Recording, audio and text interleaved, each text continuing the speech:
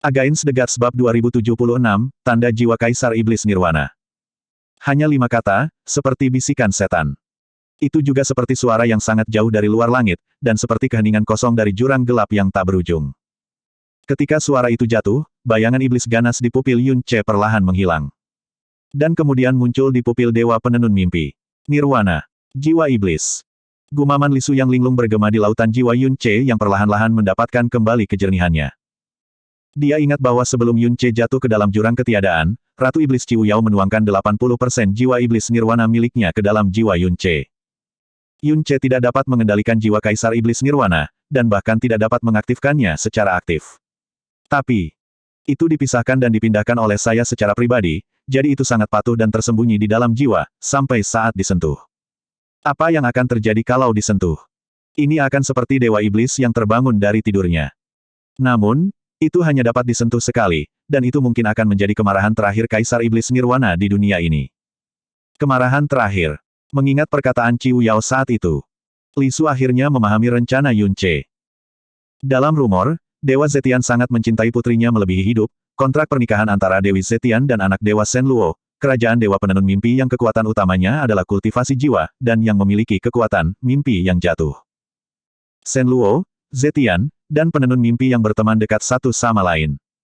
Berdasarkan faktor di atas, bertemu Hua Caili lagi di lautan kabut, dan pencarian jiwa Xuan Gang kepada Meng Jingzhu, baru kemudian Li Su menyadari bahwa sejak saat itu, Yun Ce telah merencanakannya hingga hari ini. Saat bayangan gelap muncul di pupil mata Meng Kongchan, dia tahu bahwa Yun Ce telah berhasil. Meskipun, jika dibandingkan dengan jiwa dewa sejati yang utuh, beberapa gumpalan jiwa iblis nirvana tidak berarti apa-apa, tapi, bagaimanapun juga, mereka adalah jiwa Kaisar Iblis. Bahkan di era para dewa kuno, ini adalah level jiwa tertinggi di dunia, yang secara keseluruhan jauh lebih tinggi dari jiwa dewa sejati. Selain itu, ini bukanlah konfrontasi langsung antar jiwa, tetapi perebutan kekuatan jiwa di bawah kendali penuh Dewa Wumeng, dan kemudian mengalami serangan kemarahan tingkat Kaisar Iblis tanpa pertahanan apapun. Jarum perak ditakdirkan tidak mampu melawan kayu mati, tapi pasti akan meninggalkan bekas goresan abadi di kayu mati. Kemarahan jiwa Kaisar Iblis, menakutkan semua iblis. Fitur wajah Meng Kongchan mulai bergetar, dan bayangan iblis di matanya dengan cepat berubah, dan kemudian menghilang sedikit demi sedikit, dengan raungan kemarahan Kaisar Iblis yang perlahan memudar. Ketika bayangan iblis benar-benar lenyap, sisa jiwa Kaisar Iblis yang ditinggalkan di dunia oleh Kaisar Iblis Nirvana, telah menghilang selamanya, hanya sinar terakhir yang tersisa yang ada di Ciu Yao. Namun, hal itu meninggalkan bekas kegelapan abadi, pada jiwa dewa tanpa mimpi. Setelah bayangan iblis menghilang, cahaya hitam di pupil Meng Kongchan juga berangsur-angsur menghilang. Akhirnya, dia tiba-tiba membuka matanya, lalu, berteriak, dan berdiri. Dia menatap Yun Ce dengan mantap, pupil matanya mengecil, bibirnya bergetar, dan bahkan nafasnya seakan-akan mengalir tak terkendali, benar-benar kehilangan keagungan, ketidakpedulian, dan kendali absolut sebelumnya. Faktanya, hilangnya kendali seperti itu seharusnya tidak muncul pada tubuh dewa. Yuaner, kamu adalah Yuaner. Kamu adalah Yuaner. Dia gemetar, dan setiap kata bergetar seolah terkoyak oleh badai. Sedikit kejutan muncul di mata Yun Ce. Karena reaksi Meng Kongchan jauh lebih hebat dari perkiraannya, jauh lebih hebat. Jelas sekali, dia salah menilai status nama, Meng Jian Yuan, di benak Tuan Wu Meng. Yun Ce mengangkat matanya sedikit redup karena baru saja sadar, Tuan Wu Meng, Anda. Apa yang Anda katakan? Yuaner apa? Boom! Meng Kongchan terbang ke bawah, dan Dewa Wu Meng yang agung, dengan gerakan yang begitu sederhana, terhuyung dengan keras ketika dia berdiri. Namun ia sama sekali tidak peduli dengan keseimbangan bentuk tubuhnya, sehingga ia bergegas menuju Yun Ce dengan postur tubuh yang bengkok, lalu meraih erat lengannya sambil menatapnya. Yuaner, kamu masih hidup, kamu masih hidup. Tiba-tiba menyadari sesuatu, dia meraih tangan Yun Ce dan dengan cepat melepaskan kekuatannya, namun tetap berpegang erat dan menolak untuk melepaskannya. Setelah mengatakan ini, mata Yun Ce bergetar. Dan dia dengan jelas melihat kilatan kabut yang keluar dari pupil mata yang bergetar hebat. Tubuh bagian atas Yun Ce sedikit bersandar ke belakang, dengan wajah penuh keterkejutan dan kebingungan, saya Yun Ce, bukan Yuaner di mulut Tuan Wu Meng, dan yang dimaksud Tuan Wu Meng. Tidak, kamu adalah Yuaner yang telah hilang dari ayahmu selama ratusan tahun. Meng Kongchan menjadi semakin bersemangat setiap kata, dan ada kabut di matanya. Ada juga lapisan kejengkelan, saat itu, ayah tidak kompeten dan gagal melindungi Anda, jadi Anda tersesat selama bertahun-tahun, 100 tahun penuh, tetapi ayah tidak pernah menyerah mencari Anda. Ya Tuhan, Dia mengasihani saya, kamu kembali. Kamu telah kembali. Bagus sekali, kamu masih hidup dan kembali ke ayahmu hidup-hidup, kamu sudah sangat tua, sangat baik. Suaranya berangsur-angsur menjadi serak, dan pada akhirnya, dia jelas sedikit tercekat. Yun Ce perlahan menggelengkan kepalanya, aku, benar-benar tidak tahu apa yang dibicarakan Tuan Wu Meng. Pada saat ini, ledakan teriakan mendesak datang dari luar kuil, ayah dewa, apa yang terjadi? Suara Meng Kongchan jelas-jelas tidak berurutan, dan suaranya bahkan tidak terkendali, mengejutkan Meng Jianxi yang di dekat aula dewa. Dan ketika dia bergegas masuk, pemandangan di depannya membuatnya membeku di tempat. Tubuhnya bergetar, dan matanya berkaca-kaca, ini adalah kedua kalinya dalam hidupnya dia melihat ayahnya, yang merupakan dewa tanpa mimpi, seperti ini. Pertama kali adalah ketika Meng Jianyuan menghilang 100 tahun yang lalu. Di belakangnya diikuti oleh seorang pemuda jangkung dengan mata tajam, yang wajahnya sama terkejutnya dengan wajah Meng Jianxi. Meng Kongchan mengalihkan pandangannya, dan kegembiraan dalam kata-katanya tidak berkurang sama sekali, Jianxi, lihat. Yuaner kembali, dia kembali. Ini Yuaner. Meng Jianxi menatap Yun Ce dengan keterkejutan di matanya. Mata Meng Jianze melebar, dia menatap Yun Ce dan berkata dengan tidak percaya, Yuaner yang mana? Meng Jianxi juga berjalan maju perlahan saat ini, dan berkata dengan penuh semangat, mungkinkah dia, saudara Yuan? Ya, ya. Tampaknya sekarang Meng Kongchan kembali sedikit tenang. Dia kembali bersemangat, dengan nafas dan emosi yang tenang, Yuaner belum mati, dia telah kembali, utuh. Meng Jianxi. Ini, Meng Jian melirik Yun Ce dan kemudian ke Meng Jianxi, tidak tahu harus berkata apa sejenak. Yun Ce menoleh ke samping dan tidak berkata dengan rendah hati atau sombong, saya telah melihat anak dewa penenun mimpi. Nama keluarga saya adalah Yun Ce, dan saya datang mengunjungi dewa tanpa mimpi atas perintah Dewa Zetian. Saya sama sekali bukan, Yuaner. Dewa tanpa mimpi, pasti ada yang salah. Tidak, tidak mungkin salah. Tangan Meng Kongchan selalu berada di lengan Yun Ce, seolah dia takut jika dia melepaskannya, dia takut dia akan meninggalkan dunianya lagi. Yuaner, izinkan aku bertanya padamu, apakah umurmu 60 tahun siklus usia? Iya. Yun Ce mengangguk. Meng Kongchan terus bertanya, Hua Fusen berkata bahwa kamu diselamatkan oleh seseorang ketika kamu berumur sekitar 10 tahun. Setelah kamu bangun, kamu tidak memiliki ingatan sebelum kamu berumur 10 tahun, kan? Memang. Yun Ce mengangguk lagi. Meng Kongchan mengepalkan jarinya sedikit, menatap matanya dan berbisik pelan, anakku, Yuaner, menghilang tanpa alasan 100 tahun yang lalu ketika dia berumur 10 tahun. Tidak ada seorang pun yang mengetahui keberadaannya. Dan jika dia sudah mati, mengapa tidak ada mayatnya yang ditemukan? Waktu dan usianya sepenuhnya sama. Dia melanjutkan, kamu telah kehilangan ingatanmu. Pasti jiwa kamu menderita luka, yang menyebabkan kamu hilang ingatan. Dan Meng Jianyuan adalah namamu sebelum kamu berumur 10 tahun, itu diberikan kepadamu oleh ayahmu sendiri. Mata Yun Ce sedikit linglung, namun ia tetap menggelengkan kepalanya, waktu dan usia mungkin hanya kebetulan. Ini adalah masalah besar sebagai keturunan Tuan Wu Meng, bagaimana Anda bisa berpikir bahwa saya adalah Meng Jianyuan hanya berdasarkan ini saja? Mata Meng Kongchan berlumuran kabut. Meng Jianxi dan Meng Jianzu saling memandang, matanya selalu tertuju pada tubuh Yun Ce, dan dia tidak pernah pergi sedetik pun, aku, Meng Kongchan, demi dewa kerajaan penenun mimpi. Bahkan jika jiwaku runtuh dan kognisiku bingung, saya tidak akan pernah bisa salah mengidentifikasi anak saya. Jiwamu, nafasmu, darah dagingmu, bagaimana bisa seorang ayah bisa mengenali orang yang salah? Bagaimana bisa seorang ayah mengenali hal yang salah? Ini. Meng Jianze menoleh untuk melihat Meng Jianxi, tetapi melihat bahwa dia juga memiliki mata merah dan berkata dengan penuh semangat, sangat bagus, sangat bagus. Ini hanyalah keajaiban yang datang dari surga. Saat dia berbicara, dia melangkah maju dengan cepat dan meletakkan tangannya di bahu Yun Ce, saudara Yuan, selamat datang kembali. Tahukah Anda bahwa ayah dewa telah mengkhawatirkan Anda siang dan malam selama ini, dan selalu terjebak dalam rawa rasa bersalah. Meskipun 100 tahun telah berlalu, ayah dewa masih belum menyerah mencarimu. Kembalinya Anda dengan selamat kali ini bukan hanya kebahagiaan besar bagi kerajaan penenun mimpi kami, tetapi juga keselamatan bagi ayah dewa. Dia penuh kegembiraan dan emosi, tidak kalah dengan Meng Kongchan. Hahaha. Meng Kongchan tertawa terbahak-bahak, benar, tidak ada kegembiraan yang lebih besar dari ini. Saya akan segera memberitahu dunia bahwa Yuaner saya telah kembali. Dibandingkan dengan kegembiraan mereka berdua, Yun Ce terlihat lebih bingung. Dia menekankan suaranya dan berkata, Yang Mulia Dewa, putra dewa, ini pasti mengecewakanmu. Tapi, nama keluargaku adalah Yun Ce, nama ini diberikan oleh guru dan akan dikenang sepanjang hidup saya dan tidak akan pernah ditinggalkan. Hari ini adalah pertama kalinya saya menginjakkan kaki di kerajaan penenun mimpi. Sebelumnya, saya tidak memiliki gambaran kerajaan dewa penenun mimpi dalam ingatan saya, dan saya tidak tahu nama Meng Jianyuan. Oleh karena itu, saya ingin meminta anak dewa untuk mencerahkan yang mulia. Saya Yun Ce, bukan Meng Jianyuan. Omong kosong. Sebelum Meng Kongchan dapat berbicara, terdengar suara teriakan, dan Meng Jianze berkata lagi dengan ekspresi serius, orang macam apa yang mulia itu, bagaimana dia bisa membuat kesalahan dalam masalah darah.